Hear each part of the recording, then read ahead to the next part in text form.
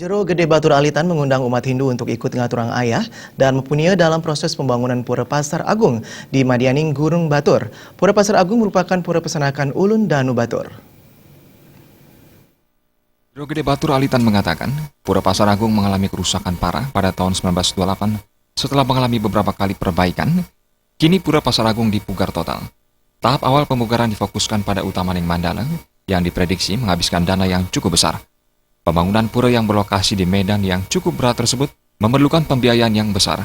Karenanya, Jero Gede Batur Alitan mengajak umat sedharma untuk ikut ngaturang ayah serta mapunia agar perbaikan salah satu pura pengidar Ulun Danu Batur ini segera dapat dirampungkan.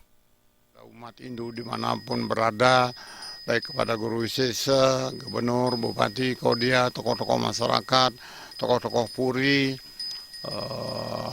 tokoh-tokoh pendonor sarang sami titiang himbau ireng sarang-sarang rembe indek pembangunan Duireng Pasar Agung akibat kena bencana 1926 hancur total sale mangkin mau ditiang preside pacang mecikang perian inucap reng Pasar Agung ini pun ke titiang nunas sarang sami ireng manut Dharma Due sarangan titiang maturan punya napi lure berupa bak.